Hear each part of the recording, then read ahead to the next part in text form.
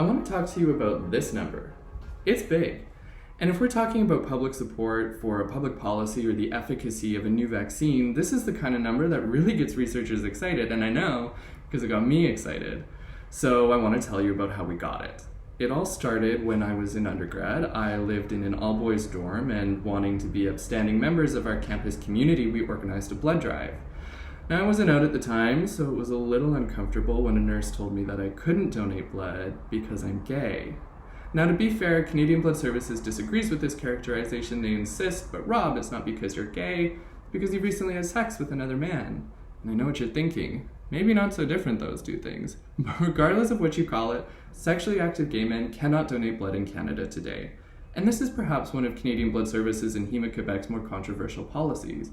They've been accused of discrimination, stigmatization, sued, and even boycotted over this, and all of that undermines public trust in a really important piece of Canada's medical infrastructure. And we need more donors. Do you know that Canadian Blood Services only collects 17% of the plasma that it needs? The rest is purchased from other countries, and that overburdens an already very expensive public medical system with additional unnecessary costs. This policy also has implications for COVID-19 research. You may have seen in the media recently there's a very high demand for blood products from people who have recovered from COVID-19 because that can be used for vaccine and treatment research. So the media is asking this question, why is this policy still in place?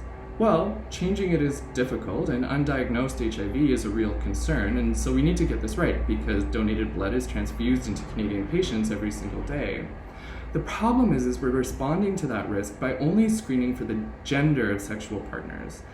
And in the 80s, maybe that made sense, but I have to believe that we can do better today. My research will lead to a new statistical model that is not blind to the realities of HIV in our communities today. My team and I travel the country looking for grassroots organizations, and we're testing guys for HIV and hepatitis C with a little finger prick. And then we look at those test results in the context of factors like substance use and safer sex practices and partner numbers, and that allows the model to see nuance. That paints a clearer picture of who could or could not be donating blood. Now, because we're talking about public trust, I know that this math can't happen in a vacuum, so I'm also interested in attitudes about the current as well as some potential alternative deferral policies, and not surprisingly, we hear the current policy is discriminatory and makes guys feel like they're stigmatized, and other researchers have actually shown that the way we screen today actually increases homophobic attitudes amongst current active blood donors. But despite all of that, do you know how many guys said that they would donate if they were eligible today? 92%.